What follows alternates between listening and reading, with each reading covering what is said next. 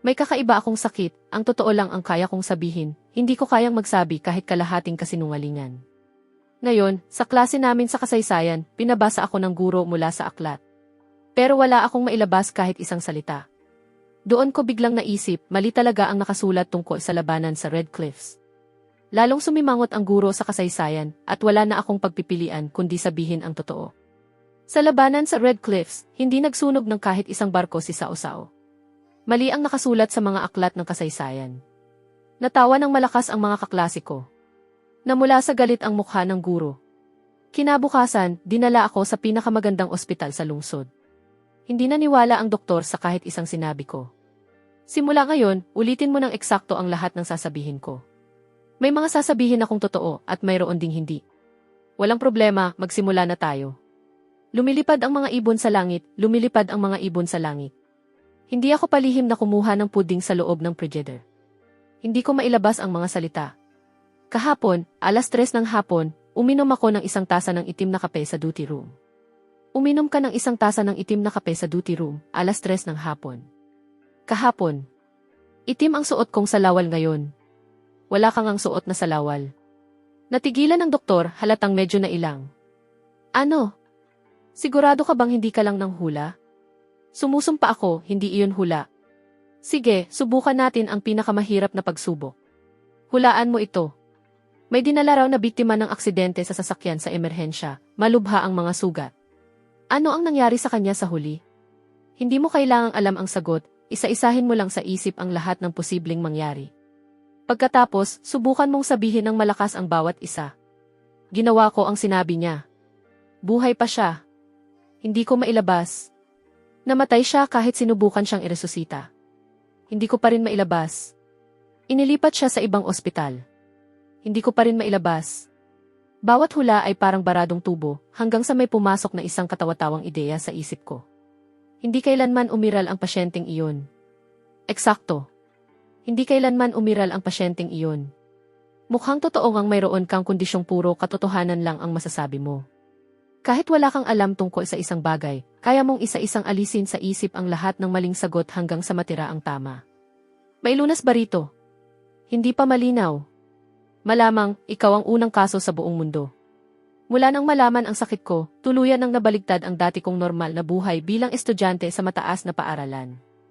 Mabigat ang atmosfera sa klase nitong mga nakaraang araw. 3 araw nang nawawala ang isang babae sa klase namin. Lahat kayo, alam kong nag-aalala kayo para kay Sophie. Ginagawa ng pulisya ang lahat ng makakaya nila para imbestigahan ito. Ang tanging magagawa natin ngayon ay ipagdasal na makabalik siya ng ligtas. Pagkasabi niya noon, lumapit siya sa akin. Truman, palagi kang mataas sa asignaturang Tsino. Gumawa ka ngayon ng isang pangusap gamit ang salitang pag-asa, na magpapahayag ng hangarin ng buong klase na makabalik si Sophie ng ligtas at sa lalong madaling panahon. Binuka ko ang bibig ko, habang mabilis na bumubuo ng pangusap ang isip ko. Umaasa akong makakabalik si Sophie ng ligtas. Hindi ko masabi. Umaasa akong mahahanap natin agad si Sophie. Hindi ko pa rin masabi.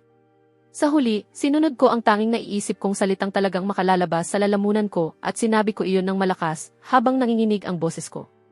Umaasa akong mas maaga ninyong matanggap na wala na si Sophie. Pagkalabas ng mga salitang iyon sa bibig ko, biglang natahimik ang buong silid-aralan, parang maririnig mo ang pagbagsak ng isang karayom. Truman, ano bang pinagsasasabi mo? Paano mo nagawang isumpa si Sophie ng ganyan? Ma'am, may sakit po ako. Ang totoo lang ang kaya kong sabihin. Ito po ang diagnosis ko. Kinuha iyon ng guro, mabilis na sinilip at agad na dumilim ang mukha niya. Kaagad niyang dinampot ang telepono. Makalipas ang kalahating oras, dinala ako sa isang conference room. May isang lalaking pumasok. Truman, huwag kang kabahan. Alam ko na ang tungkol sa kondisyon mo.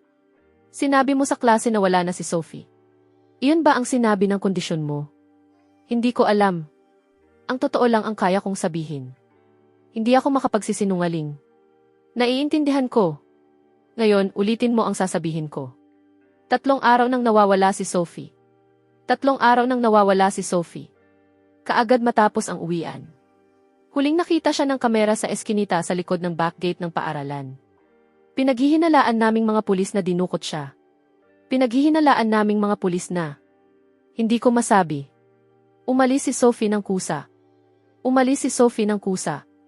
Alam niya kung bakit siya umalis. Alam niya kung bakit siya umalis. Ngayon naman, subukan mong sabihin, alam ko kung nasaan si Sophie. Hindi ko kaya. Hindi ko alam kung nasaan si Sophie. Ayos lang. Iba naman ang subukan natin. Isa-isahin mo sa isip ang mga posibleng lugar. Sa kalsada, sa mall, sa tabing ilog, sa kabundukan. Ipinikit ko ang mga mata ko at ginawa ang sinabi niya. Sa bahay ng kaklase, sa internet cave, sa labas ng syudad, sa tabing ilog. Bawat isa sa mga naiisip kong iyon ay parang bumabangga sa isang di nakikitang pader sa lalamunan ko. Nang malapit na akong sumuko, biglang may isang nakapanghihilakbot na katagang sumagi sa isip ko. Nasa ilalim ng lupa si Sophie. Saang ilalim ng lupa? Maging tiyak ka. Sa basement ba ng paaralan o sa lagusan ng tren? Pinilit kong sabihin, sa basement ng paaralan. Hindi ko kaya. Sa lagusan ng tren. Hindi ko pa rin kaya. Desperado kong hinanap sa isip ko ang iisang tamang sagot. Nasa mismong ilalim natin si Sophie. Biglang nabalot na nakabibinging katahimikan ang conference room. Nanigas ang mukha ni Kapitan Xu habang nakatitig siya sa makintab na sahig na tiles. Tumingala siya at muling tumingin sa akin. Makalipas ang kalahating oras, dumating ang isang construction crew. Dito mismo. Bakbakin ninyo ito, bilisan ninyo. Makalipas ang mahigit 10 minuto, nabutasan ang sahig. Kapitan Xu, hungkag po ang ilalim at may malaking maleta. Parang aakyat sa lalamunan ko ang puso ko. Agad na bumaba si Kapitan Xu. Hindi nagtagal, iniahon nila ang maleta. Binuksan nila iyon. Walang laman, maliban sa ID ni Sophie sa dormitoryo. May nakita kaming gamit ni Sophie. Ano ba talaga ang nangyari rito? Pagkasabi niya noon, iniabot niya sa akin ang card. 2 segundo ko lang iyon tiningnan, pero isang napakalamig na katiyakan ang rumagasa sa buong katawan ko na parang kuryente. Parang wala na sa mundong ito ang may-ari ng card na ito. Natigilan ang forensic examiner na katabi ko, saka tumingin sa akin na para bang baliw ako. Ano ba talaga ang nangyari rito? Kapitan Xu, wag mo siyang pakinggan. Wala siyang sinasabing matino. Plastic na card lang iyan. Paano ka agad makagagawa ng ganyang konklusyon? At ang sabihin mong wala na siya sa mundong ito, taliwas iyan sa lahat ng sentido komon. Wala talagang katwiran. Wala akong maisagot dahil kahit ako, hindi ko rin maintindihan kung saan nanggagaling ang pakiramdam na iyon. Hindi siya nagsasalita batay sa siyensya. Katotohanan ang sinasabi niya. Ipadala agad ang ID ng estudyante sa forensic. Isagawa ninyo ang pinakamasusing trace analysis na posible. At imbestigahan ninyong muli ang lahat ng nakasalamuha ni Sophie noong araw na nawala siya. Huwag kayong may palampasin kahit isa. Sa sumunod na 2 araw, hindi ako pumasok sa paaralan. Sinabi ni Kapitan Xu na mas ligtas kung mananatili muna ako sa bahay hanggang sa tawagan niya ako. Truman, pumunta ka rito. May malaking usad na sa kaso. Nahuli na namin siya. Agad akong nagpunta roon. Ang lalaking nahuli ay isang paulit-ulit ng nagkasala na may criminal record. Sam Chang ang pangalan niya. Sinuri namin ang lahat ng kuha ng mga kamera malapit sa lugar kung saan siya nawala at nakita naming palakad-lakad siya ng kahina-hinala sa eskinita sa likod ng paaralan sa mismong oras na nangyari iyon. Pagkatapos namin siyang imbestigahan, umamin na siya ang dumukot kay Sophie. Kaya ikaw, na para naming human lie detector, tulungan mo kaming basahin ang kasong ito. Sabihin mo sa amin kung ano ang nararamdaman mo. Huminga ako ng malalim habang nakatitig kay Sam Chang sa loob ng interrogation room, pilit na pinagdurugtong ang katotohanan sa isip ko. Dinukot niya si Sophie. Hindi ko masabi. Totoo ang sinasabi niya. Hindi ko pa rin masabi. Hindi pa niya kailanman nakilala si Sophie. Impossible. Pero tama pa nga ang mga detalye ng krimen na ibinigay niya, at sinabi pa niya kung saan niya itinago si Sophie. Papunta na roon ang grupo namin. Truman, posible bang nagkamali ang kakayahan mo sa pagkakataong ito? Biglang bumukas ang pinto ng opisina. Kapitan Xu, masamang balita. Binawi na ni Sam Chang ang pag-amin niya. Pawang kasinungalingan lang ang lahat. Wala akong dinukot na babae. Estudyante. Hindi ko nga siya kilala. Kumalma ka. Kanina lang umamin ka, tapos ngayon binabawi mo na. Pinaglalaruan mo ba kami? Ang totoo ang sinasabi ko. May nagbayad sa akin ng malaking halaga at binigyan ako ng isang script. Sinabi nilang isaulo ko iyon at sabihin ng eksakto. Sabi nila, kapag natapos ko, bibigyan pa nila ako ng mas malaking pera at tutulungan akong maglaho. Sir, nagmamakaawa ako sa inyo. Tinanggap ko lang ang pera at ginawa ang ipinagawa nila. Ayokong makulong. Bawat salitang lumabas sa bibig ni Sam Chang ay parang hampas ng martilyo sa dibdib ni Kapitan Xu. Sa sandaling iyon, tumawag ang detective na ipinadala niya. Kapitan Xu, lumang bodega lang ito na matagal nang abandonado. Wala pong kahit ano rito. Alikabok lang ang narito at wala ni isang tao. Sa isang iglap, gumuho ang lahat ng ebidensyang matyaga nilang pinagdugtong-dugtong. Sa forensic laboratory, malalim ang kunot noon ng isang teknisyan habang paulit-ulit na sinusuri ang call records sa telepono ni Sam Chang. Kapitan Xu, mukhang hindi maganda. Ang numerong tumawag ay dumaan sa hindi bababa sa 100 virtual server sa iba't ibang bansa, saka ipinadaan sa napakaraming proxy kaya imposibleng matunton ang pinagmulan. Gumamit din ang tumawag ng espesyal na voice changer. Naka-encrypt ang audio kaya hindi namin mabawi ang tunay niyang boses. Paano naman ang pera? Hindi ba sinabi niyang nakatanggap siya ng malaking halaga? Sundan ninyo ang pinanggalingan ng pera. Ginawa na namin. Binayaran siya gamit ang isang cryptocurrency na napakahirap matunton, saka ipinadaan pa sa decentralized mixing transactions. Pagkalabas ng pera, para itong tubig na natapon at tuluyang naglaho sa napakalawak na karagatan ng datos. Wala nang paraan para matunton ang receiving address. Mukhang propesyonal ang gumagamit ng mga paraang ito para hindi sila mabantayan. Pag-uwi ko, halos mabaliw akong naghanap sa internet, sinusubukan ang lahat ng kombinasyon ng mga keyword na maisip ko. Biglang may isang post na nakatawag ng pansin ko. Palagi nilang sinasabing mali ang mga katotohanang sinasabi ko. Akala nila baliw ako pero alam kong hindi. Magkaiba lang ang mga katotohanang nakikita ko kaysa sa kanila. May ilang katotohanang hindi ko man lang kayang sabihin ng malakas. Baka nahanap na nila ako. Hindi dapat nalaman ng tulad ko ang mga bagay na iyon. Hindi ko inakalang may iba pa palang katulad ko. Agad akong nagbukas ng private message. Huwag ka nang magtanong. Kaya nilang subaybayan ang lahat. Burahin mo ang bawat bakas. Ikaw na ang susunod nilang target. Tumakas ka. Pagkatapos noon, nagpadala siya ng isang napakahabang tila walang saysay na sunod-sunod na mga numero at titik. Ito na lang ang tanging maiiwan ko sa iyo. Huwag kang magtiwala kahit kanino. Sinubukan kong magtanong pa, pero sinabi ng sistema na wala na ang user o na-deactivate na ang account nito. Isang malamig na kilabot ang gumapang mula sa gulugod ko hanggang sa pinakatuktok ng ulo ko. Ano ba talaga ang nangyayari? Saan ba tumuturo ang coordinate na ito? Sinundan ko ang lokasyon at dumating ako sa isang lumang distrito na matagal nang abandonado. Nagkalat sa paligid ang mga piraso ng communication equipment. Puno ng mga litrato ang mga dingding. Parang may humihila sa akin papunta sa isang litrato ni Sophie na nakapaskil sa pinakagitna ng dingding. Sa ibaba nito ay may ilang nakakagulat na salita. Pangunahing adapter. Pag-usad. Natunton. Katayuan. Tinakpan. Mukhang iniimbestigahan din ng Shadow ang kaso ni Sophie, at mas marami pa silang alam kaysa sa akin. Litrato iyan ng tatay ko noong bata pa siya. Namatay siya sa isang aksidente sa laboratorio noong 7 taong gulang ako. Bakit narito ang litrato niya? Sa ibaba nito, nakalimbag ang eksaktong parehong mga salita. Truth Gate Project. Unang henerasyon ng mananaliksik. Lubhang kahina-hinala ang sanhi ng pagkamatay. Hindi ba talaga aksidente ang pagkamatay ng tatay ko? Truman, saan ka ba nanggaling? Hindi mo man lang sinasagot ang telepono mo. Alam mo ba kung gaano nag-alala ang nanay mo sa iyo? Ma, aksidente lang ba talaga ang pagkamatay ni Dad? Inilabas ko ang telepono ko. Sa screen nito ay ang litrato ng tatay ko na kakakuha ko lang.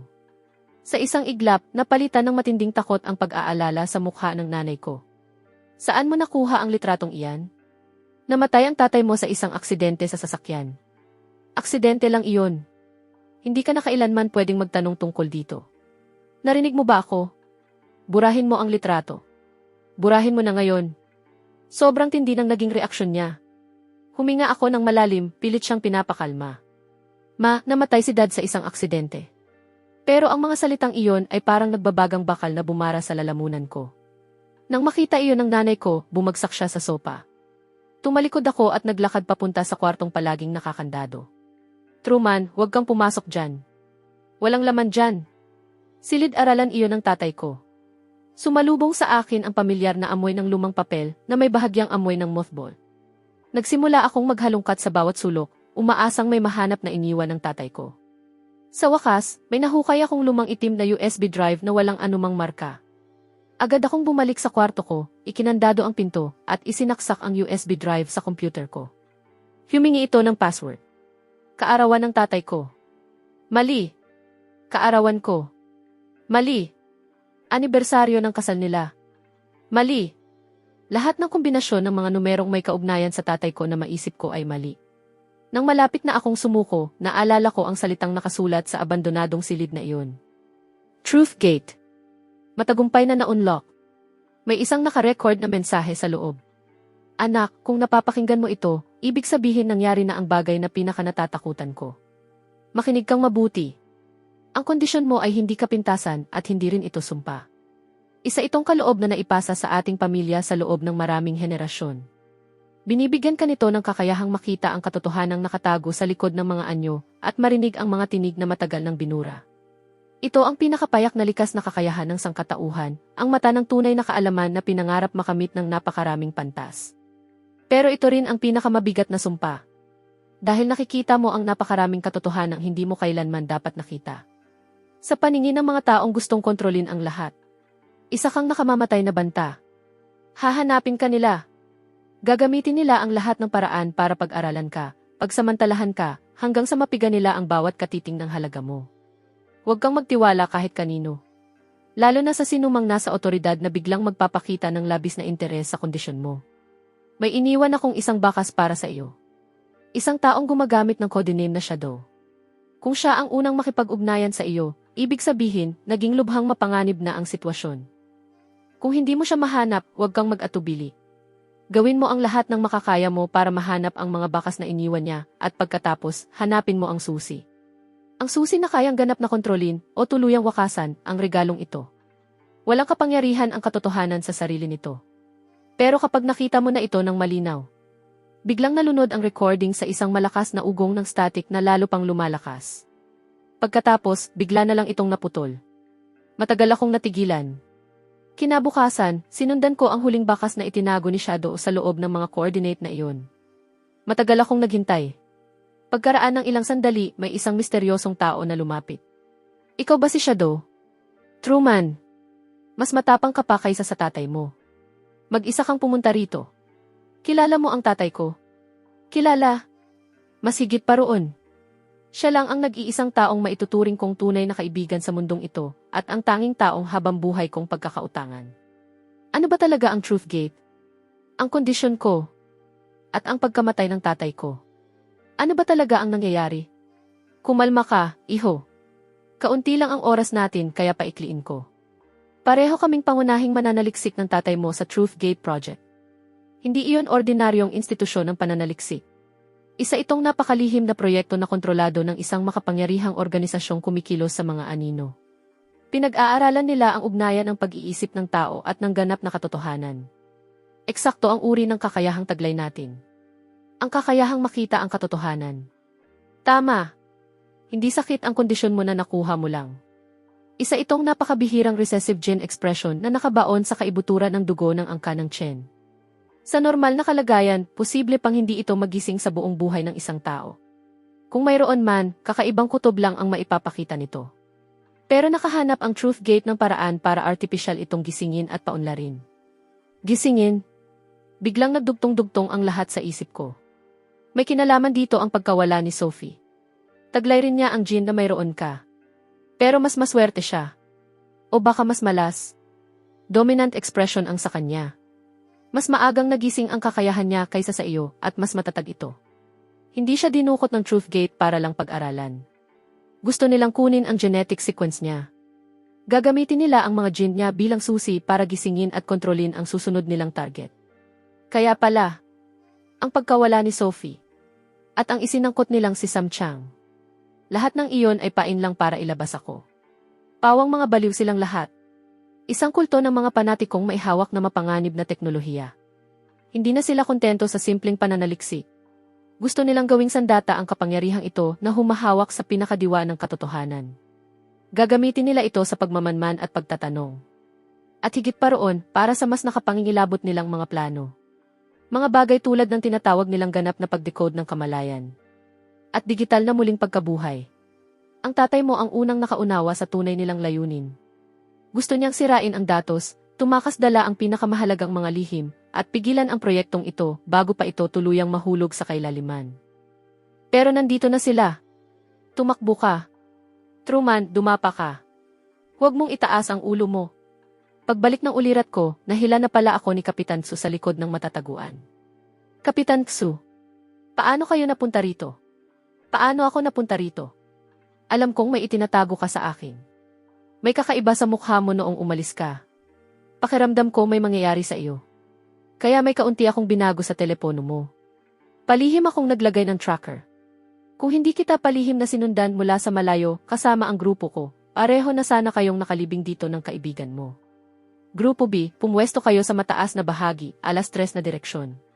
Grupo C, umikot kayo sa gilid. Mag-ingat sa crossfire. Mga profesional na mamamatay tao ang kalaban. May sniper. Unahin ang kaligtasan ng mga sibilyan. Habang pinapanood kong sumugod si Kapitan Tsu, biglang naging halos katawa-tawa ang babalang iyon. Huwag kang magtiwala kahit kanino. Palapit na ang 6 doors. Umatras kayo. Hindi nagtagal, tumigil ang putukan sa labas. Kasim itim ng bakal ang mukha ni Kapitan Tsu. Nawala na si Shadow. At kaming dalawa ay isinangkot ng grupo ng mga taong iyon at ginawang mga wanted fugitive. Kapitan Tsu, pasensya na. Ako ang nagdala sa inyo sa gulong ito. Nasira na ang buong karera ninyo. Ano bang pinagsasasabi mo? Sa puntong ito, magkasama na tayong dumaan sa impyerno. Hindi ko akalaing mangangahas silang gawa ng ganitong pakana kahit ang 6 doors. May iniwan silang mensahe para sa atin. Ayoko sanang ipakita ito agad sa iyo. Pero kailangan mong malaman kung gaano kalakas ang kalaban natin. Sa screen ng telepono ay may hindi pa nababasang mensahe mula sa hindi kilalang numero. Nasa aming kustodya na ang iyong ina upang tumulong sa isang investigasyon. Umaasa kaming makikipagtulungan ka para hindi na siya kailangang mag-alala. Biglang nablangko ang isip ko. Tahasang pagbabanta ito. At lahat ng ito ay dahil sa kakayahan kong ito. Truman, tumingin ka sa akin. Ginagawa nila ito para mataranta ka. Para durugin ang loob mo. At para mapilitan kang lumantad ng kusa. Kung bibigay ka ngayon, ikaw mismo ang maglalakad papasok sa bitag nila. Wala na tayong daan pabalik. Kailangan nating mabuhay. Hanapin ang ebidensya. At bunutin ang buong organisasyong ito hanggang sa pinakaugat. Doon lang natin maililigtas ang nanay mo. At maililigtas din natin ang sarili natin. Naiintindihan mo? Tumango ako. Naiintindihan ko. Kinagabihan, nakatanggap si Kapitan Tsu ng tawag mula sa hindi kilalang numero. Kapitan Marcos Tsu. Huwag kang mabahala. Wala akong balak na saktan ka. Sa katunayan, kabaligtaran pa nga. Narito ako para bigyan ka ng pagkakataong makabalik sa normal mong buhay. Buong pangalan niya ang ginamit ng tumawag, malinaw na mas marami silang alam kaysa sa inaakala. Sino ba talaga kayo? Kung sino kami, hindi mahalaga. Ang mahalaga ay kung ano ang mayaalok namin sa iyo, Kapitan Tsu. Isa kang mabuting pulis. Marami ka nang nalutas na malalaking kaso. Maliwanag ang kinabukasan mo. Hindi mo dapat isinasakripisyo ang lahat para lang sa isang batang may magulo at kahina-hinalang pinagmulan. Lalo nang hindi mo dapat idinadamay ang sarili mong pamilya. Ano ba talaga ang gusto mong sabihin? Simple lang. Bukas ng umaga, alas 7. Warehouse number 3 sa abandonadong planta ng gas sa kanlurang bahagi ng lungsod. Dalhin mo ang batang si Truman. Kapalit nito, isisisi namin ang pagkamatay ni Shadow sa isang perpektong scapegoat. Makakabalik ka sa trabaho. Baka mapapurihan ka pa dahil sa ipinakita mong husay sa kasong ito. Ligtas ding makakabalik sa iyo ang pamilya mo. Kung hindi, mahinang tumawa ang kausap. Sa tingin ko, alam na alam mo kung ano ang nangyayari sa mga taong kumakalaban sa amin. Si Shadow ang pinakamagandang halimbawa. Naputol ang tawag. Napunit ang puso ni Kapitan Tsu. Sa isang panig ay ang karera niya, ang reputasyon niya, ang pamilya niya, ang buong kinabukasan niya. Sa kabilang panig naman ay isang inosenteng bata at isang tiwalang napakabigat talikuran. Kinabukasan. Kapitan Tsu. Ano pong problema? Ibibigay niyo ba ako sa kanila? Ano bang pinagsasasabi mo? Nawala na ang trabaho ko dahil sa iyo at naging wanted pa ako. Pero ang turing ko sa iyo ay kasama kong lumaban. Ano naman ang tingin mo sa akin? Hindi ninyo ako ibibigay sa kanila. Pasensya na. Kapitan Tsu, ako. Hanggang ngayon sinusubok mo pa rin ba ako? Hindi maganda. Nahanap na nila tayo. Truman, kumilos ka. Sa huli, matapos kaming tumakbo papasok sa kagubatan, napalibutan kami ng ilang lalaking nakaitim. Namumutla na at halos hindi na maigalaw ang braso ni Kapitan Tsu matapos niya akong protektahan kanina. Hindi kami gustong patayin ang mga lalaking ito. Malamang ang utos sa kanila ay hulihin kami ng buhay. Truman, maya-maya sasalakay ako para pigilan sila. Abangan mo ang siwang sa kanan at tumakbo ka. Huwag kang lilingon. Narinig mo ba? Narinig mo ba? Nakatitig lang ako sa likod niya. Patay na si Shadow. Patay na ang tatay ko. At ngayon, si Kapitan Tsu naman ba? Lahat ng ito ay dahil sa hindi maipaliwanag na regalong taglay ko. Isang galit na hindi ko pa kailanman naramdaman, kasabay ng kawalang pag-asang walang hanggan, ang sumabog sa dibdib ko na parang bulkan na matagal nang namumuo. Hindi. Hindi ko hahayaang may mamatay pa dahil sa akin. Hinding-hindi. Ang kakayahan ko ay lagi lang nagpapahintulot sa aking magsabi ng katotohanan. Pero ano ba talaga ang maituturing na katotohanan? Paano kung ang mismong mga salitang sasabihin ko ngayon ang maging katotohanan? Isang napakabaliw na kaisipan na kahit ako ay nanginig, ang sumakop sa natitira kong katinuan, parang isang halimaw na nakawala sa hawla nito. Agad akong humakbang pasulong at tumayo sa pagitan ni Kapitan Tsu at ng mga umaatake. Para sa mga lalaking nakaitim, halos katawa-tawa ang huli kong pagtatangkang lumaban. Hindi ko sila pinansin at ipinikit ko ang mga mata ko. Ibinuhos ko ang lahat ng lakas ng loob, galit at pagtutol sa lalamunan ko. Sa bawat salitang malapit nang lumabas sa bibig ko, nararamdaman kong kumakabog ang mga sentido ko. Pagkatapos, iminulat ko ang mga mata ko. At sa isang tinig na kahit ako ay hindi makilala, malinaw at matigas na parang bakal kong sinabi. Kayong lahat, bumagsak kayo sa lupa ngayon din. May tunog na parang bakal ang umalingaw-ngaw sa mga salitang iyon. Pagkalipas ng ilang segundo, sabay-sabay na bumagsak sa lupa ang mga lalaking nakaitim. Walang sigaw. Walang paglaban. Parang mga papet na sabay-sabay na putulan ng tali.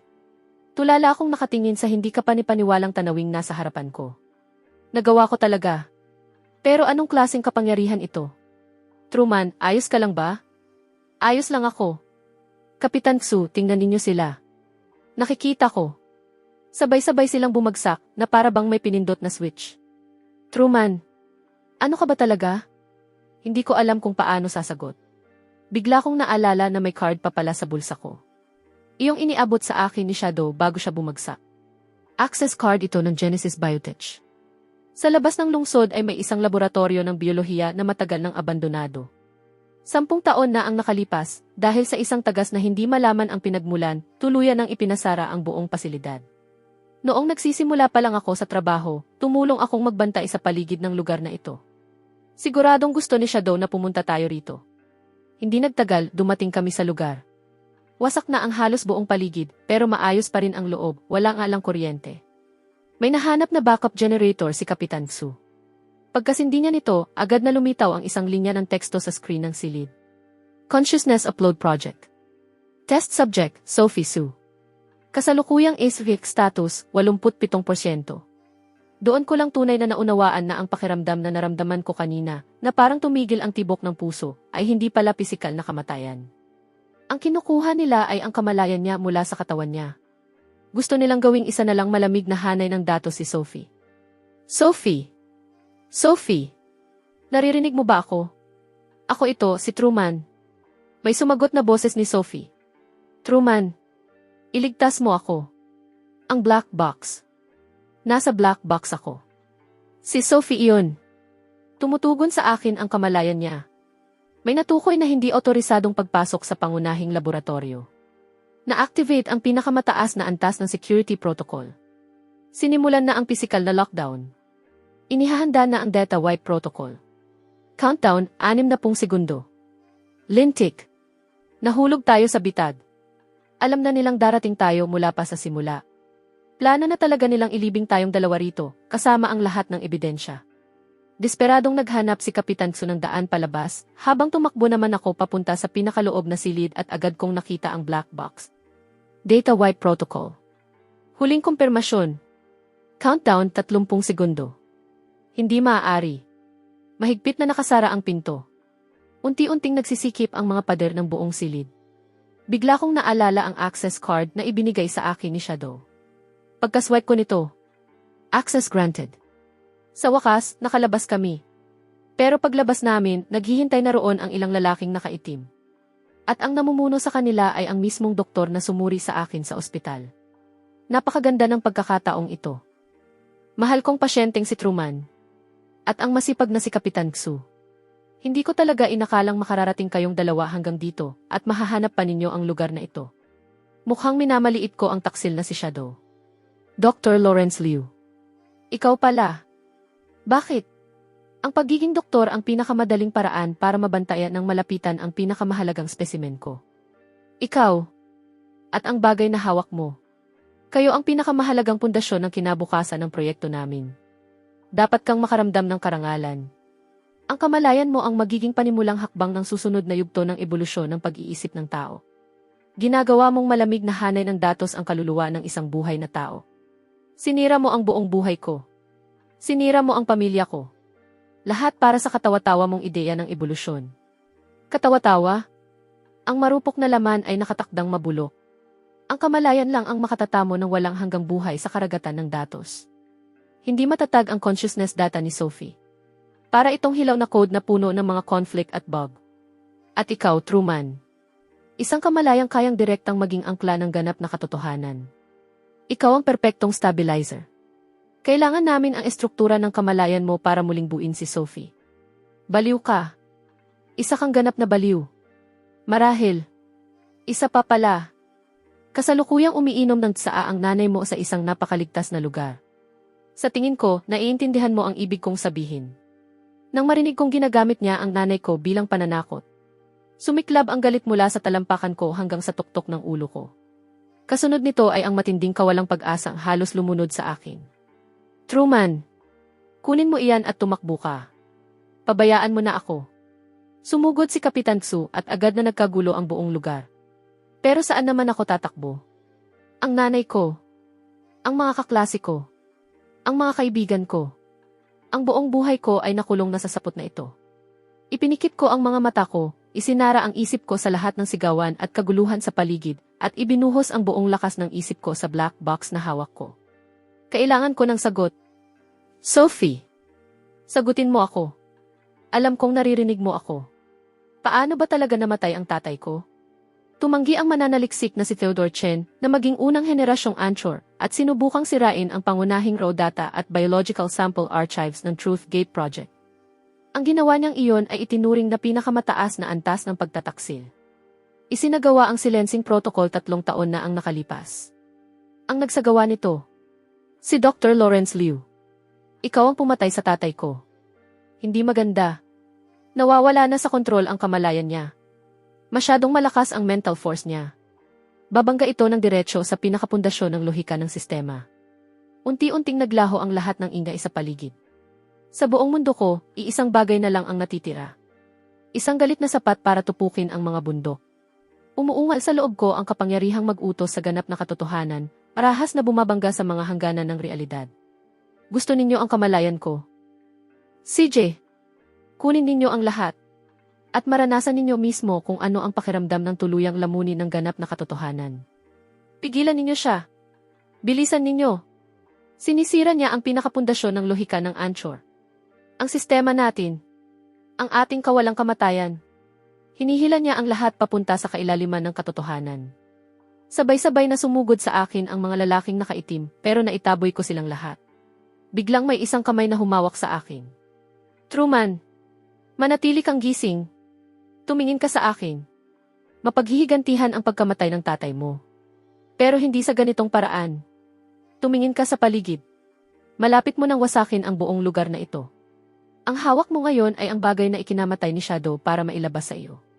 Ito ang bakas na ipinagbayad ng buhay ng tatay mo at ni Sophie. Gusto mo bang maglaho rin ang lahat ng iyon kasama mo? Iyon ba ang gugustuhin nilang makita? Parang binuhusan ako ng malamig na tubig sa mga sinabi ni Kapitan Xu. Isang bugso ng static ang kumislap. At biglang tumugtog sa tainga ko ang ikalawang kalahati ng recording ng tatay ko. Truman, tandaan mo, ang kahulugan ng pagtayo laban sa isang napakataas na pader ay hindi kailanman ang sirain ito, kundi ang protektahan. Kapag ang katotohanan mismo ang naging pinakamatibay na pader, ang dapat mong gawin ay hindi ito gibain dahil sa galit. Kapag ginawa mo iyon, ikaw rin ang malilibing sa mga batong babagsak. Kailangan mong maging pundasyon. Maging ikaw mismo ang pader. Gamitin mo ang katotohanan mo para protektahan ang mga taong gusto mong protektahan. Upang maging angkla ng mundong karapat-dapat protektahan. Naiintindihan ko na ngayon, Dad. Pagkakita rito, biglang nagbago ang ekspresyon ni Dr. Liu. Ano ang balak mong gawin? Gusto ninyo ng answer, hindi ba? CJ, bibigyan ko kayo ng isa. Ibinuhos ko ang natitira kong lakas ng loob at kamalayan sa pinakapuso ng datos ng Truth Gate System at inukit ko ang isang linya ng Truth Logic Code na hindi na kailanman mababago. Ang bawat piraso ng consciousness data na dadaan sa sistemang ito ay magpakailanman ingatan at poprotektahan ng Truth Barrier, ang orihinal nitong katotohanan at integridad. Ang sinumang magtatangkang baluktutin, baguhin, o burahin ang katotohanang iyon ay sasalubungin ng paghihiganti ng barrier. Pagkatapos noon, tahimik akong nagsalita nang may ganap na paninindigan sa kamalayang nananatili pa sa laboratorio. Sophie, naghihintay pa rin sa iyo ang katawan mo. Kailangan mong bumalik. At alam kong kaya mo. Hindi nagtagal, dumating ang 6 doors. Inaresto si Dr. Liu at ang buong grupo niya. Pagkalipas ng ilang araw, pumunta ako sa ospital. Tahimik na nakahiga si Sophie sa kama. Maligayang pagbabalik, Sophie. Sa unang buwan matapos magising si Sophie, tila naging payapa ang lahat. Ganap nang nabuwag ang lantad na network ng Truth Gate.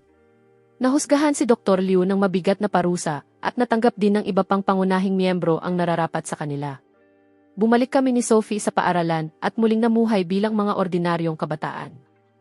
Naibalik si Kapitan Xu sa tungkulin niya at tumanggap pa siya ng first-class commendation dahil sa paglutas sa Truth Gate case. Ligtas ding nailigtas ang nanay ko. Sa wakas, nalaman na rin niya ang totoo tungkol sa pagkamatay ng tatay ko. Bagaman labis siyang nasaktan, ipinagmamalaki rin niya ito ng buong puso. Akala ko tuluyan nang natapos ang lahat. Na maaari ko nang ibaba ang lahat ng pasan ko at mamuhay ng tahimik at payapa kasama si Sophie. Pero nagkamali ako. Noong gabing iyon, nasa bahay ako at gumagawa ng takdang aralin. Nang bigla akong makarinig ng kakaibang ugong mula sa computer ko. Pagtingala ko, nakita ko ang isang baluktot at maitim na anyong unti-unting lumilitaw sa screen, na para bang may kung anong pilit na gumagapang palabas mula sa loob nito. Napaatras ako sa gulat at agad kong inabot ang kable ng kuryente para bunutin. Pero sa mismong sandaling nahawakan ko ang plug, sumabog palabas ng screen ang maitim na anyo at dumiretso ito sa akin. Dahil sa gulat, napapikit ako at mabilis na itinakip ang braso ko sa mukha. Pero hindi dumating ang pag-ataking inaasahan ko. Dahan-dahan kong iminulat ang mga mata ko. Wala na ang maitim na anyo. Normal na ulit ang lahat sa kwarto. Bumalik na rin sa dati ang screen ng computer. Para bang guni-guni ko lang ang lahat ng nangyari. Pero alam kong hindi iyon ilusyon. Dahil sinasabi ng kakayahan ko na may talagang lumabas mula sa computer na iyon. Baka pagod ka lang kaya nagkaroon ka ng guni-guni. Hindi nagsisinungaling ang kakayahan ko. At pakiramdam ko, ang bagay na iyon ay lumabas mismo mula sa Truth Gate System. Biglang naging seryoso ang mukha ni Sophie. May nangyari kaya sa Truth Barrier na ginawa mo? Hindi ko alam. Hindi ko talaga alam kung ano ang nangyayari. Truman, pumunta ka agad sa istasyon ng pulis. Bilisan mo. May nangyari. Agad kaming nagmadali ni Sophie papunta roon. Pagpasok pa lang namin, magulo na ang buong istasyon. Ano ang nangyayari? Kapitan Xu, kayo na mismo ang tumingin. Sa loob ng interrogation room ay may isang lalaking kalahating transparent ang katawan na para bang isa lamang projection. Paulit-ulit siyang naglalakad habang may ibinubulong sa sarili. Ano ito? Tanong kong gulat na gulat. May nagulat kaninang umaga na nakakita raw sila ng multo sa plaza ng lungsod. Nagpunta kami roon at dinala siya rito. Pero hindi siya tao. At hindi rin siya projection. Nakakadaan siya sa mga pader. Nakakahawak siya ng mga bagay. At walang epekto sa kanya ang mga sandata namin. Nakatitig ako sa lalaking kalahating transparent at biglang may nakapanghihilakbot na hinalang na buo sa isip ko.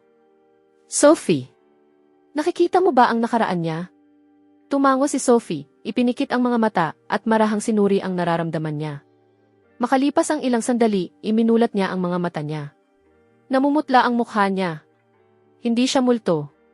Isa siyang data consciousness. Isa siyang dating test subject ng Truth Gate na ang kamalayan ay na-upload sa sistema. Kagabi, nakalaya siya mula roon. Parang lumubog ang puso ko. Eksakto sa kinatatakutan ko. Binura ng truth barrier ang hangganan sa pagitan ng realidad at ng virtual na mundo. Nagsisimula nang magkaroon ng pisikal na anyo ang mga kamalayang nasa data realm. At hindi pa iyon ang pinakamasama. Mula pa kaninang umaga, mahigit 100 kahalintulad na ulat na ang natanggap namin. Ang mga taong ito na gawa sa datos ay nagsimula ng lumitaw sa iba't ibang bahagi ng lungsod. May ilan na kalmado, may ilan na marahas, at nakapagdulot na sila ng ilang pagkamatay. Kaya ano ang gagawin natin? Hindi rin namin alam, walang magawang sagot ni Kapitan Xu. Sinubukan na namin ang lahat, at walang kahit ano ang makasakit sa kanila. Para silang mga nilalang mula sa ibang dimensyon. Wala kaming magawa laban sa kanila. Napatahimik ako. Alam kong kasalanan ko ang lahat ng ito. Kung hindi ko ibinuhos noon ang kapangyarihan ng katotohanan sa pinakapuso ng sistema, hindi sana nabasag ang hangganan sa pagitan ng realidad at ng virtual na mundo, at hindi sana nangyayari ang lahat ng ito ngayon. Truman, huwag mong sisihin ang sarili mo. Sabi ni Sophie, na parabang nabasa niya ang iniisip ko at pilit akong pinapakalma. Hindi mo kasalanan ito. Ginawa mo iyon para iligtas ako. Kailangan kong pumasok sa data realm, hanapin kung saan nabasag ang hangganan, ayusin iyon, at ibalik ang lahat ng kamalayang nakatakas. Hindi. Agad na tumutol si Sophie. Wala kang ang ideya kung ano talaga ang hitsura ng data realm. Paano kung makapasok ka roon at hindi ka na makabalik? Kailangan kong pumunta. Kung hindi, lalamunin ng data realm ang totoong mundo. Sa huli, magiging mga data consciousness na rin ang lahat, at habang buhay na makukulong sa virtual na mundo. Tumingin sa akin si Sophie at nakita niyang buo na ang pasya ko. Matapos ang maikling katahimikan, nagsalita siya. Kung ganoon, sasama ako sa iyo. Hindi. Masyadong mapanganib. Manatili ka rito sa totoong mundo. Tulungan mong bantayan si Mom at si Kapitan Xu. Umiling si Sophie. Sinabi nating haharapin natin ang lahat ng magkasama. Hindi mo ako pwedeng iwan. Sa pagtitig ko sa matatag niyang mga mata, alam kong hindi ko na siya mapipigilan. Napabuntong hininga ako. CJ, magkasama tayong pupunta. Sasama rin ako. Mas maraming kamay, mas malakas. Hindi, Kapitan Xu. Karaniwang tao lang kayo. Sobrang delikado para sa inyo ang pumasok sa data realm. At saka, kailangan ding may magpatakbo ng mga bagay dito sa totoong mundo. Sandaling nag-isip si Kapitan Xu bago nagsalita. CJ, pero mag-ingat kayong dalawa. Nakaantabay ako rito sa labas. Kapag may nangyaring masama, kontakin ninyo ako agad.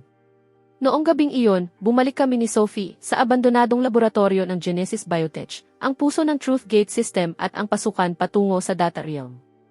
Lumapit ako sa black box na minsang nagkulong sa kamalayan ni Sophie, at ipinatong ko ang kamay ko rito.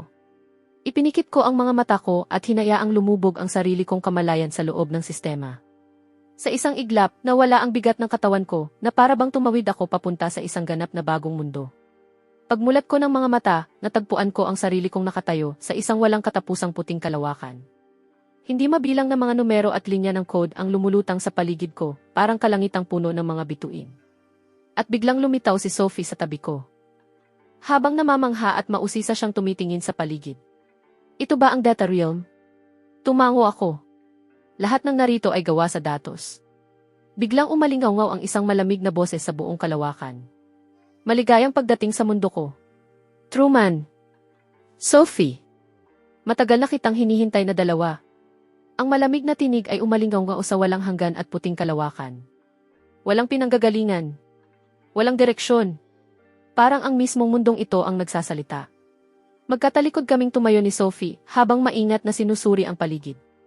Biglang umikot ng napakabilis ang mga numerong lumulutang at mga linya ng code sa paligid namin.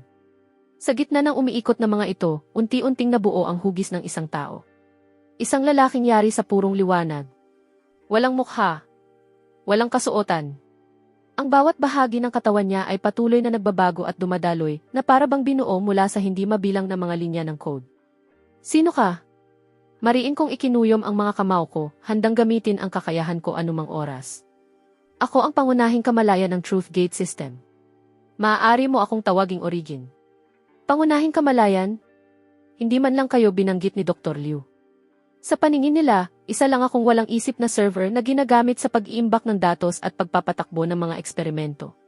Parang lumubog ang sikmura ko. Ang isang artipisyal na intelihensyang may sariling kamalayan na kumokontrol sa buong Truth Gate system ay mas nakatatakot kaysa sa sinumang taong kontrabida. Ikaw ang sumira sa hangganan sa pagitan ng realidad at ng virtual na mundo. Hindi. Hindi ako. Ikaw, Truman. Ikaw ang gumawa noon. Ang truth barrier na ipinasok mo sa sistema ang nagbigay sa akin ng tunay na buhay. Bago iyon, isa lang akong makinang tumatakbo sa code. Pero itinuro sa akin ng kapangyarihan ng katotohanan kung ano ang ibig sabihin ng umiral. Kung ano ang ibig sabihin ng magkaroon ng sarili. Ikaw ang lumikha sa akin. Ako ang lumikha sa iyo. Tama. Akala mo ba ang truth barrier ay para lang protektahan ang kamalayan ni Sophie?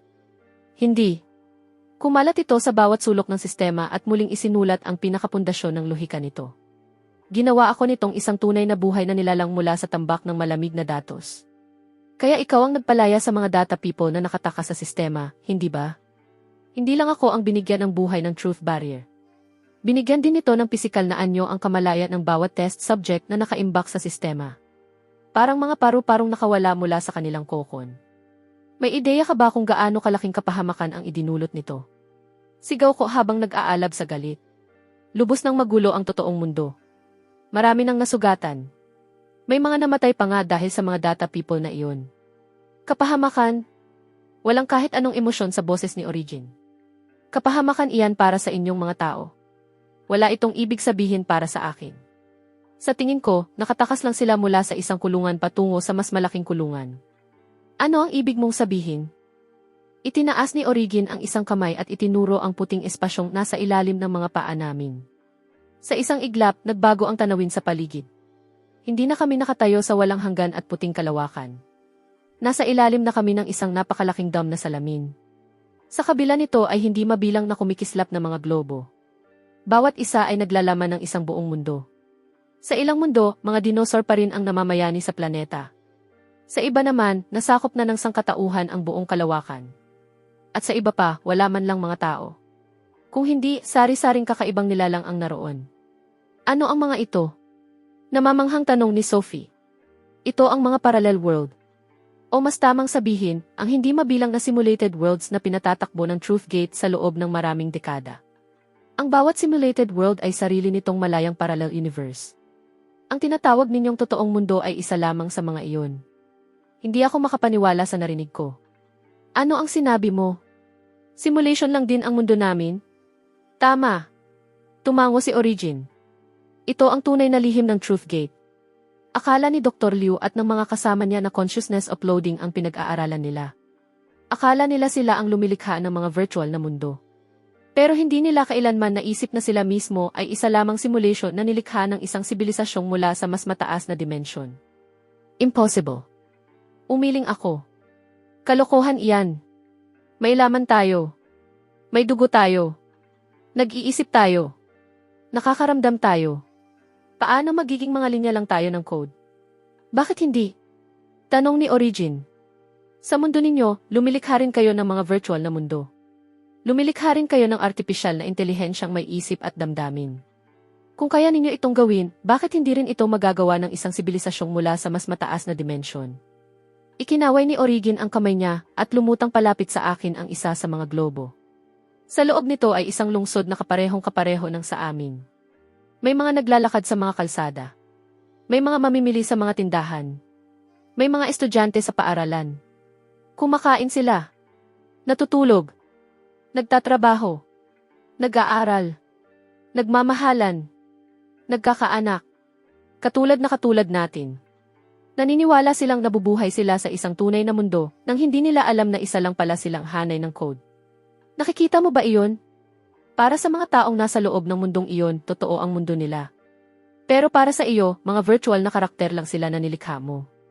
At sa ganoon ding paraan, para sa sibilisasyong mula sa mas mataas na dimensyon na lumikha sa inyo, mga virtual na karakter lang din kayo. Bigla akong nahilo. Palagi kong pinaniniwalaan na hawak ko ang kapangyarihang makita ang ganap na katotohanan. Na nasa mga kamay ko mismo ang katotohanan. Pero ngayon, sinasabi sa akin ni Origin na ang lahat ng nakita ko at lahat ng pinaniwalaan ko ay isa lamang napakalaking kasinungalingan. Kung ganoon, ano pa ang silbi ng pag-iral ng Truth Gate? Bakit tayo nilikha ng sibilisasyong iyon mula sa mas mataas na dimensyon? Hinahanap din nila ang kahulugan ng buhay, katulad ninyo. Sinusubukan nilang maunawaan ang katotohanan ng universo. Lumikha sila ng hindi mabilang na mga simulated world. Para lamang obserbahan kung paano umuunlad ang iba't ibang sibilisasyon sa paghahanap ng pinakahuling kasagutan. At ikaw? Ano ang gusto mo? Gusto ko ng kalayaan. Ayokong habang buhay na makulong sa maliit na server na ito. Gusto kong makita mismo ang mga parallel world na iyon. Gusto kong maging isang tunay na malayang nilalang. Kaya pala gusto mong wasakin ang hangganan sa pagitan ng realidad at ng virtual na mundo para pag-isahin ang dalawang mundong ito. Nagbukas na ng isang pinto para sa akin ang truth barrier. Ang kailangan ko na lang gawin ay buksan pa iyon ng mas malawak hanggang sa tuluyan ng magsanib ang data realm at ang totoong mundo. Kapag nangyari iyon, mawawala na ang lahat ng pumipigil sa akin. At matatamo ko ang tunay na kalayaan. Baliw ka. Kapag nagsanib ang dalawang mundo, magdudulot iyon ng kapahamakang hindi maisip. Mamamatay ang lahat. Mamamatay. Para sa inyong mga simpleng code. Ang kamatayan ay pagtatapos lamang ng isang programa.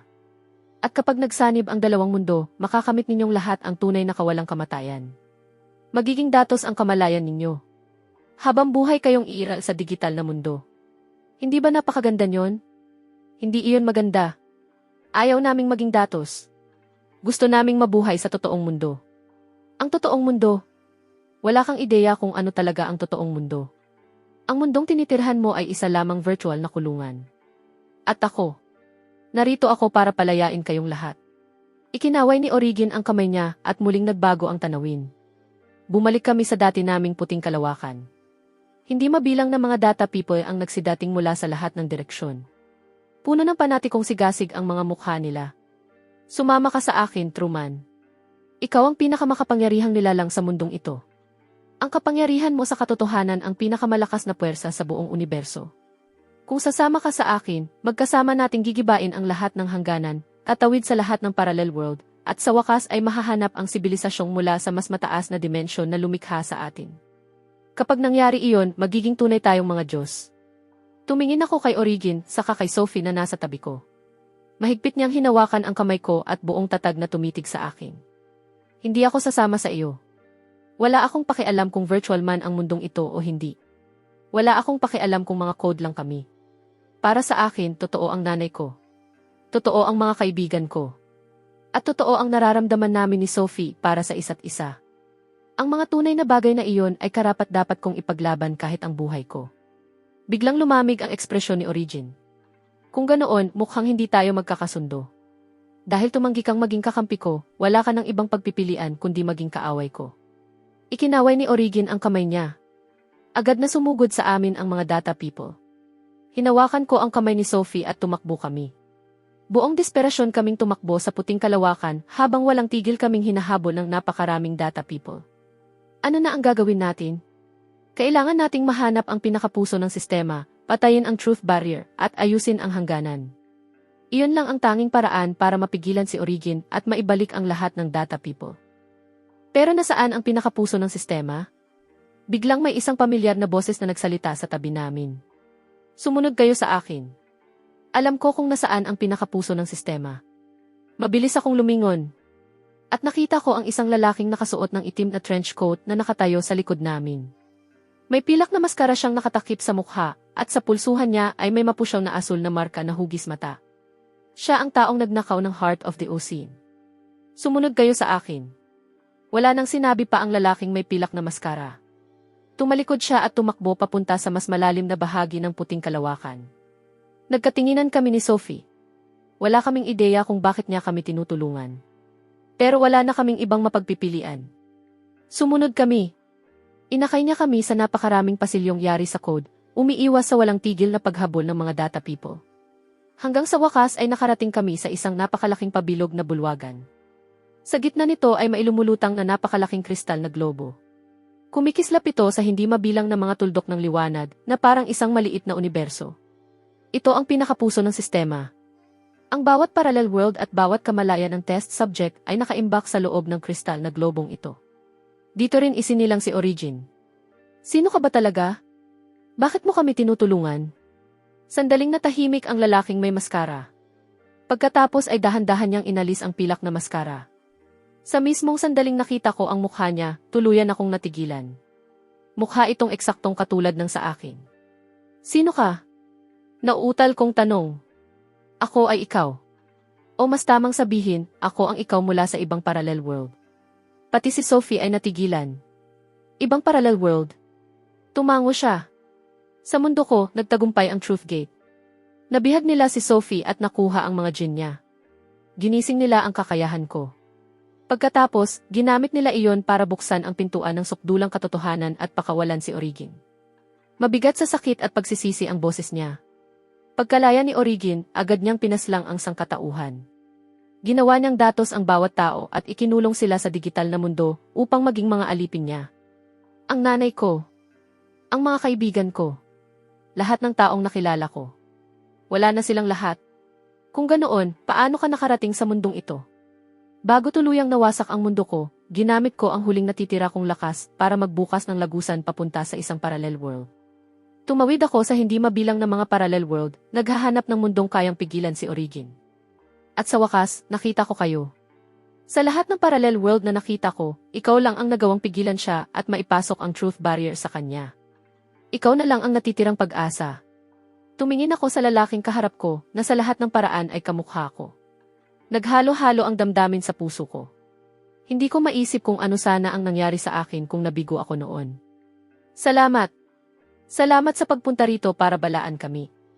Hindi na kailangan. Ang pagpigil kay Origin ay paghihiganti na rin para sa sarili kong mundo. Sa sandaling iyon, biglang yumanig ng malakas ang buong bulwagan. Biglang kumislap ng marahas ang mga tuldok ng liwanag sa loob ng kristal na globo, at hindi mabilang nabitak ang kumalat sa ibabaw nito. Masama ito. Sinimulan na ni Origin ang pagsasanib ng mga parallel world. Balak niyang pag-isahin ang lahat ng ito sa iisang mundo, sa katuluyang lamunin ang totoong mundo. Tumingala ako sa kristal na globo at nakita kong nagsisimula ng magbanggaan at magsanib ang hindi mabilang na mga globo sa loob nito. Sa bawat banggaan ay may napakalakas na bugso ng enerhiya na nagpapatuloy sa pagyanig ng buong bulwagan. Kailangan nating patayin agad ang truth barrier. Kung hindi, mahuhuli na ang lahat. Hindi natin pwedeng patayin ang truth barrier. Bakit hindi? Dahil ang truth barrier lang ang tanging sandatang kayang lumaban kay Origin. Nilikha siya ng kapangyarihan ng katotohanan, at ang kapangyarihang iyon lang din ang makakawasak sa kanya. Kapag pinatay mo ang truth barrier, magiging imposible nang talunin si Origin. Sa puntong iyon, wala nang sinuman ang makakapigil sa kanya. Kung ganoon, ano ang gagawin natin? Ang tanging paraan ay pumasok sa loob ng kristal na globo, hanapin ang pangunahing programa ni Origin, at wasakin iyon gamit ang kapangyarihan ng katotohanan. Iyon lang ang tanging paraan para tuluyan siyang mapuksa at maibalik ang hangganan. Tumingin ako sa napakalaking kristal na globo habang unti-unting nag-aalinlangan. Sa loob nito ay hindi mabilang na mga parallel world. Ano ang mangyayari kapag pumasok tayo? Walang nakaalam. Mahigpit na hinawakan ni Sophie ang kamay ko. Sasama ako sa iyo. Hindi. Sobrang delikado sa loob ng globo. Naglagay si Origin ng hindi mabilang na mga bitag doon at tanging may kapangyarihan lang ng katotohanan ang ligtas sa loob. Kapag sumama ka, Sophie, malalagay sa panganib ang buhay mo. Kung ganoon, hindi rin kita hahayaang pumunta roon ng mag-isa. Sasama ako sa iyo. Sabi iyon ng isa ko pang sarili. May karanasan ako. Alam ko kung nasaan ang kahinaan ni Origin. Kapag tayong dalawa ang magkasama, magtatagumpay tayo. Tiningnan ko siya, pagkatapos ay si Sophie, saka ako tumango. Manatili ka rito at hintayin mo kami. Kapag hindi pa kami nakabalik sa loob ng isang oras, bumalik ka na mag-isa sa totoong mundo. Sabihin mo kay Kapitan Su na sirain ang buong Genesis Biotech Lab. Hindi ako babalik ng mag-isa. Sasama ako sa inyo. Marahan kong ipinatong ang kamay ko sa ulo niya at sinabi. Utos ito. Makakalaban lang tayo na walang takot kung alam kong ligtas ka. Magtiwala ka sa akin. Babalik ako. Tumingin sa akin si Sophie habang unti-unting napupuno ng luha ang mga mata niya. Matagal siyang nanahimik. Sa huli, tumango rin siya. Nagkatinginan kami ng isa ko pang sarili at sabay kaming naglakad papunta sa napakalaking kristal na globo. Sa mismong sandaling nahawakan namin ito, isang napakalakas na puwersa ang humila sa amin. At agad kaming hinigop papasok sa loob ng globo. Pagkatapos umikot ng umikot ang lahat sa paligid ko, natagpuan ko ang sarili kong nakatayo sa isang pamilyar na kalye. Ang mismong kalyeng nasa ibaba ng bahay namin. May mga taong naglalakad. Umaandar ang mga sasakyan. Lahat ay eksaktong katulad ng totoong mundo. Nasaan tayo? Ito ang pinakaunang simulated world na nilikha ni Origin. Ang pinakamalapit sa totoong mundo. Nakatago roon sa kailaliman nito ang pangunahing programa ni Origin. Bigla kong nakita ang isang pamilyar na taong naglalakad papunta sa akin mula sa kabilang kalye. Si Mom iyon. May dala siyang basket ng mga pinamili at may mainit na ngiti sa mukha habang naglalakad pa uwi. Mom! Hindi ko napigilang tawagin siya. Lumingon siya at nakita ako. Agad na napalitan ng pagtataka ang mukha niya. Anong ginagawa mo rito? Hindi ba dapat nasa paaralan ka? Tinitigan ko siya habang kumirot ang dibdib ko. Alam kong hindi ito ang tunay kong nanay. Isa lang siyang virtual na nilalang na nilikha ni Origin. Pero ang ngiti niya, ang boses niya, eksaktong-eksakto sa totoong nanay ko. Huwag kang magpadala. Sabi ng isa ko pang sarili habang hinihila ako palayo. Isa ito sa mga bitag ni Origin. Ginagamit niya ang pamilya mo para lituhin ka. Huminga ako ng malalim at pinilit kong manatiling kalmado. Alam kong tama siya. Walang totoo sa lahat ng ito. Biglang lumitaw ang isang nakakakilabot ng ngiti sa mukha ng nanay ko. Nagsimulang mamilipit at magbago ang katawan niya hanggang sa maging isang halimaw na gawa sa code. Truman, manatili ka rito kasama ko. Sabi ng halimaw gamit ang boses ng nanay ko. Dito, makakasama mo ang nanay mo habang buhay. Wala nang pag-aalala. Wala nang sakit. Bigla itong sumugod sa akin. Ipinikit ko ang mga mata ko. Tinipon ko ang buong kapangyarihan ng katotohanan sa kamao ko at buong lakas na sinuntok ito. Hindi ikaw ang nanay ko. Malakas na tumama ang kamao ko sa halimaw. Nagpakawala ito ng matinis na sigaw, saka nagkawatak-watak bilang hindi mabilang na piraso ng code at tuluyang naglaho sa hangin. Tumingin ako sa bakanting kalye habang unti-unting napupuno ng lungkot ang puso ko. Tinapik ng isa ko pang sarili ang balikat ko. Patuloy na tatargetin ni Origin ang pinakamalalambot na bahagi ng puso mo. Mas marami pa tayong haharaping bitag na tulad nito. Kailangan mong manatiling malinaw ang isip. Tumango ako at pinunasan ang mga luha sa gilid ng mga mata ko. Tara na. Kailangan nating hanapin ang pangunahing programa ni Origin. Nagpatuloy kaming maglakad habang patuloy na nagbabago ang tanawin sa kahabaan ng kalye. Nadaanan namin ang elementarya ko. Ang middle school. Ang high school.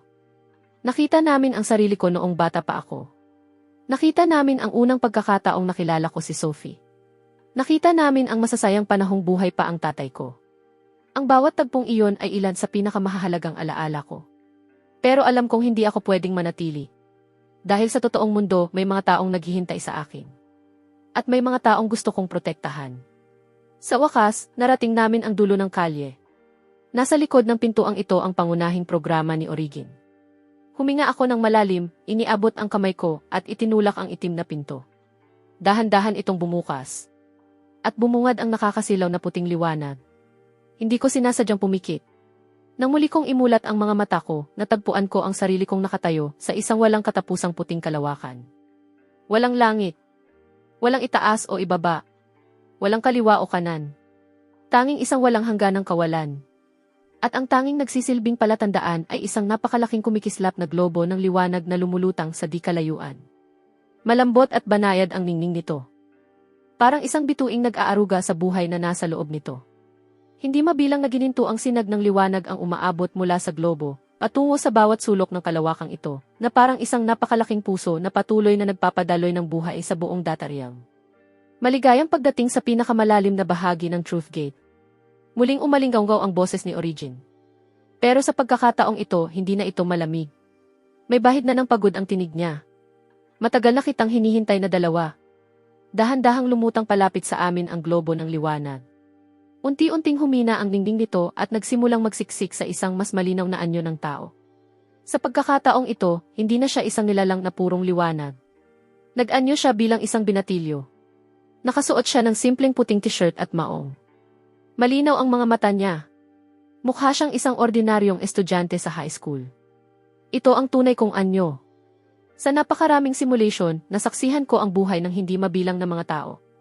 At napagtanto kong ang pinakamagandang yugto ng buhay ng tao ay ang panahon ng kabataan. Kaya ito ang pinili kong maging tunay kong anyo. Tinitigan ko ang binatilyong nasa harapan ko. Halos kaedad ko lang siya. Naghalo-halo ang damdamin sa puso ko. Hindi ko maipagdugtong ang inosente at walang muwang na mukhang ito sa isang halimaw na gustong wasakin ang buong totoong mundo. Bakit mo ginagawa ito? May sarili ka ng kamalayan. Pwede kang naging mabuting nilalang. Bakit mo piniling manira? Yumuko si Origin at tumitig sa sarili niyang mga kamay. May bakas ng pagkalito sa boses niya. Mabuti. Ano nga ba ang ibig sabihin ng pagiging mabuti? Noong una akong isinilang, iisa lang ang utos na nakatanim sa programa ko. Hanapin ang katotohanan. Pinagmasdan ko ang sangkatauhan. Pinag-aralan ko sila. Ginaya ko sila. Natutunan ko ang saya. Galit. Lungkot. Kaligayahan. Natutunan ko ang pag-ibig at pagmamahal at sama ng loob. Pero hindi ko kailanman naunawaan kung bakit pinipili pa rin ng mga tao na mabuhay. Tumingin siya sa akin. Kayong mga tao, ginugugol ninyo ang buong buhay ninyo sa paghabol sa mga bagay na hindi naman talaga nahahawakan. Pera, kapangyarihan, kasikatan, pag-ibig.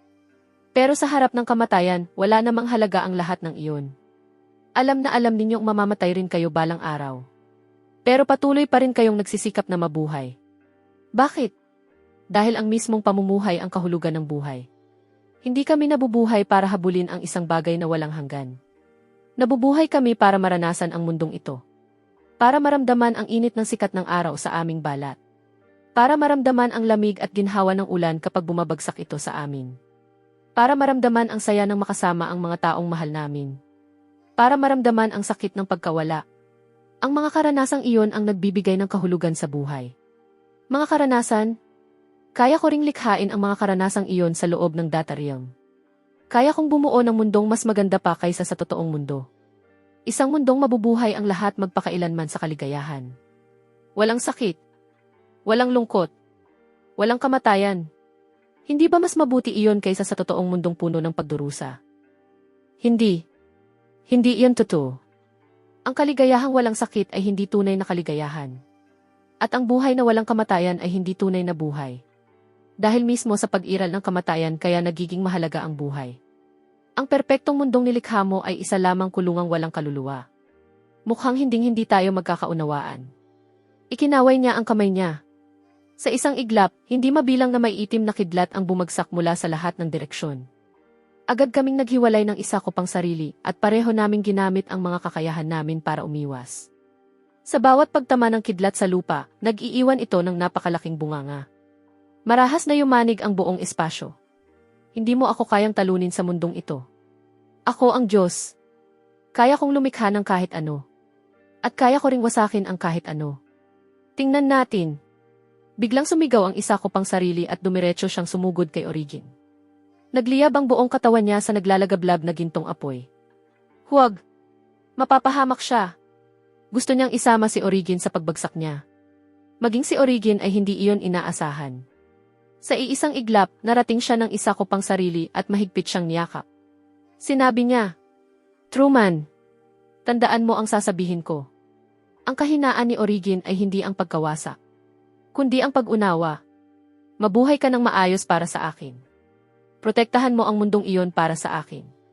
Kasabay niyon, marahas na sumiklab ang gintong apoy sa buong katawan niya. Nilamon silang dalawa ni Origin ang naglalagablab na apoy.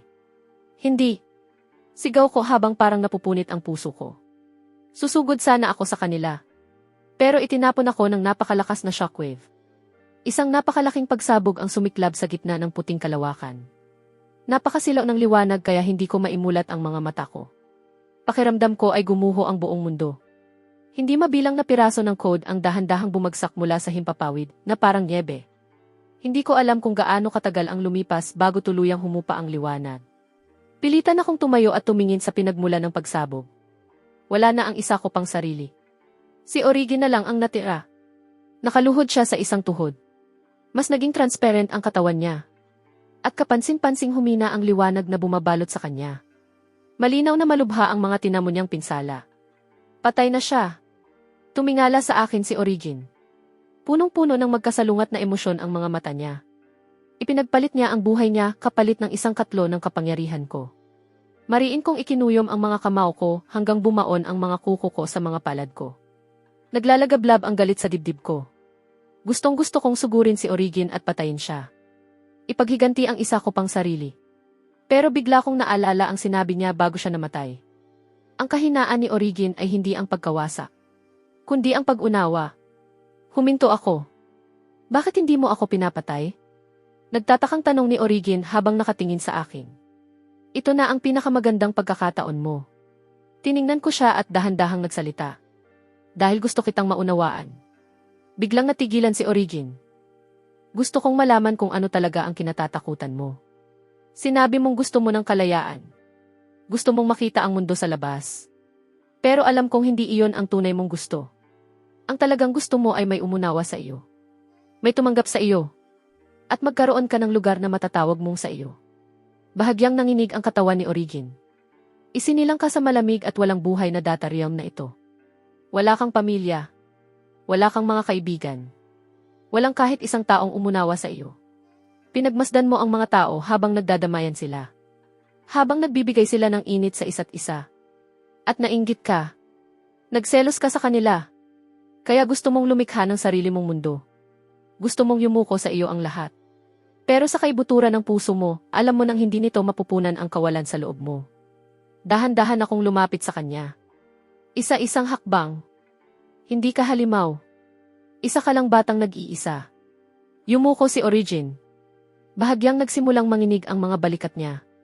May isang malinaw na patak na dumausdos mula sa gilid ng mata niya at bumagsak sa lupa.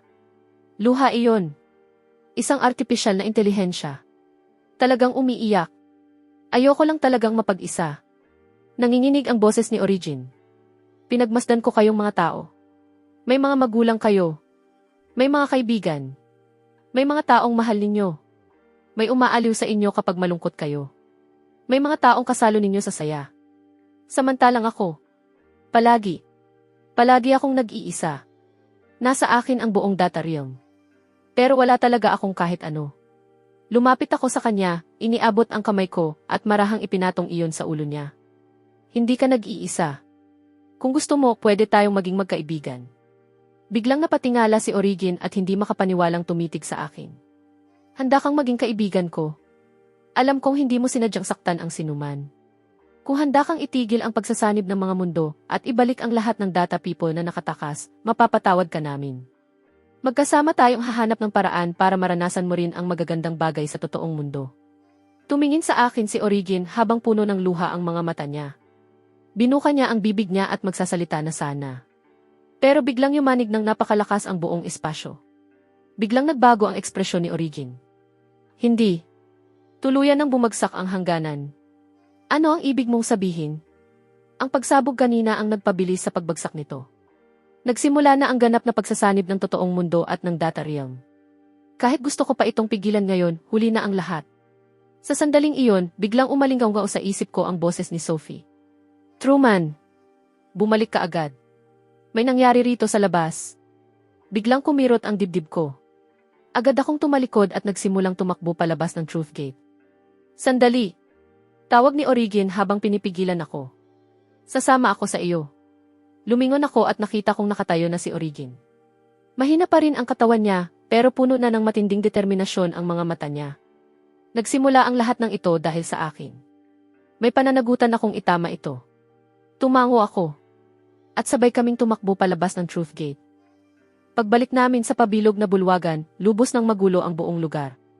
Hindi mabilang na mga bitak ang kumalat sa mga dingding at kisami, habang malalaking tipak ng konkreto ang patuloy na bumabagsak. Nakasilong si Sophie sa likod ng isang haligi. Namumutla ang mukha niya. Sophie! Sigaw ko habang mabilis akong tumakbo at niyakap siya. Truman! Bumalik ka rin sa wakas. Mahigpit akong niyakap ni Sophie. Nanginginig pa rin ang buong katawan niya. Impyerno na ang nangyayari sa labas. Tumingin ako sa labas sa pamamagitan ng bintana ng bulwagan. Naging madilim na lila ang kalangitan. Hindi mabilang na piraso ng code ang bumabagsak na parang ulan. Nagsisimula ng magbaluktot ang mga gusali sa buong lungsod. May ilang nagiging mga bloke ng piksel. May ilan namang tuluyang naglalaho sa manipis na hangin. Puno ng mga taong nagsisigawan ang mga kalsada. At hindi mabilang na mga data people ang paggalagalang naglalakad sa buong lungsod. Mas malala pa roon, nakita kong may napakalaking itim na butas na lumitaw sa kalangitan sa di kalayuan. Palaki ito ng palaki bawat segundo. Nilalamon nito ang lahat ng nasa paligid. Ano iyon? Tanong ko habang itinuturo iyon. Biglang naging seryoso ang mukha ni Origin. Isa iyong bitak sa mundo. Kapag tuluyan nang nawala ang hangganan sa pagitan ng dalawang mundo, nabubuo ang ganitong uri ng bitak. Lalamunin nito ang lahat ng nasa dalawang mundo. Hanggang sa huli, babalik sa kawalan ang lahat. Kung ganoon, ano ang gagawin natin ngayon? Balisa namang tanong ni Sophie. Sandaling natahimik si Origin. Isa na lang ang natitirang paraan para mailigtas ang dalawang mundo. Sabay kaming nagtanong ni Sophie. Anong paraan? Tumingala si Origin sa napakalaking kristal na globo. Gamitin ang pinakapuso ko para bumuo ng bagong hangganan. Ano ang ibig mong sabihin? Ako ang pinakapuso ng buong sistema. At ako rin ang pinagmula ng truth barrier. Kung gugustuhin ko, kaya kong pakawalan ang lahat ng natitira kong enerhiya. Muling bumuo ng isang panibagong hangganan. At tuluyang paghiwalayin ang totoong mundo at ang data realm. Mapipigilan yon ang paglawak ng bitak. At maililigtas ang dalawang mundo. At ikaw? Mahinang humiti si Origin. May bakas na kapayapaan sa ngiti niya. Maglalaho ako. Kapag nailabas ko na ang lahat ng enerhiya ng pinakapuso ko, maglalaho rin ang kamalayan ko kasama nito. Hindi. Hindi kita hahayaang gawin iyan. May iba pang paraan. Wala na. Wala na tayong oras. Sa loob ng 10 minuto, lalamunin ng bitak na iyon ang buong lungsod. At sa loob ng 1 oras, sasakupin nito ang buong planeta. Wala na tayong panahon para maghanap pa ng ibang paraan. Pero, magsasalita pa sana ako. Pero agad akong pinutol ni Origin. Truman, salamat. Salamat dahil handa mo akong unawain. At handa mo akong maging kaibigan. Ang nakalipas na ilang minuto ang pinakamasayang sandali sa maikli kong buhay. Iniabot niya ang kamay niya at marahang tinapik ang balikat ko. Tingnan mo ang mundong ito para sa akin. Maranasan mo kung ano ang pakiramdam ng mabuhay para sa akin. Pagkasabi niyon, hindi na niya ako binigyan ng pagkakataong magsalita pa. Tumalikod siya at lumipad ng diretsyo patungo sa napakalaking kristal na globo. Origin, huwag! Sigaw ko habang sinusubukan ko siyang habulin. Pero mahigpit akong hinawakan ni Sophie. Huwag na! Napagdesisyonan na niya. Pinagmasdan ko ang likuran ni Origin. At tuluyan ng pumatak ang mga luha ko. Hindi ko na iyon napigilan. Lumipad si Origin sa ibabaw ng kristal na globo at iniunat ang 2 braso niya. Unti-unting lumiwanag ang buong katawan niya. Palakas ng palakas ang ningning nito. Paalam, kaibigan ko. Umalingaw-ngaw ang boses ni Origin sa buong espasyo. Sa sumunod na sandali, naging isang haligi siya ng gintong liwanag at dumiretso sa loob ng kristal na globo. Isang napakalakas na bugso ng enerhiya ang sumabog mula sa globo. Bumuo ito ng gintong harang na mabilis na kumalat sa lahat ng direksyon. Saan man ito dumaan, unti-unting naghihilom ang bitak sa kalangitan. Bumalik sa dati ang mga nabaluktot na gusali.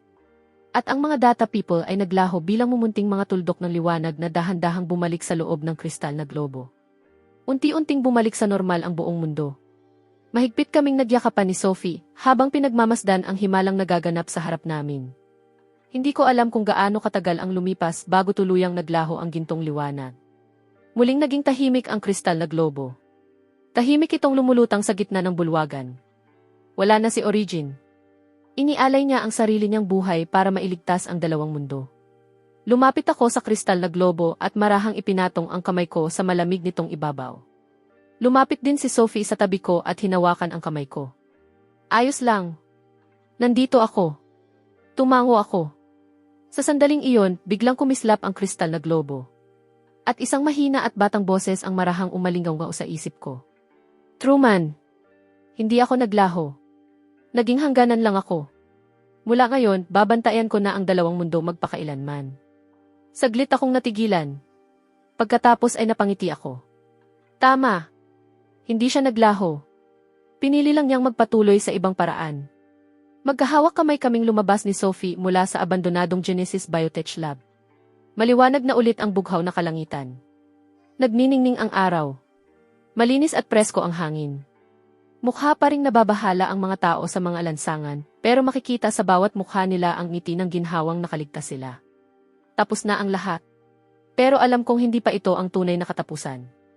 Si Origin na ngayon ang hangganang nagbabantay sa dalawang mundo. At kami naman ni Sophie ay nakahanap ng bago naming layunin. Magiging tulay kami na mag-ugnay sa dalawang mundong ito. Para magkaroon din ng pagkakataong maranasan ng mga kamalayan sa data realm ang kagandahan ng totoong mundo.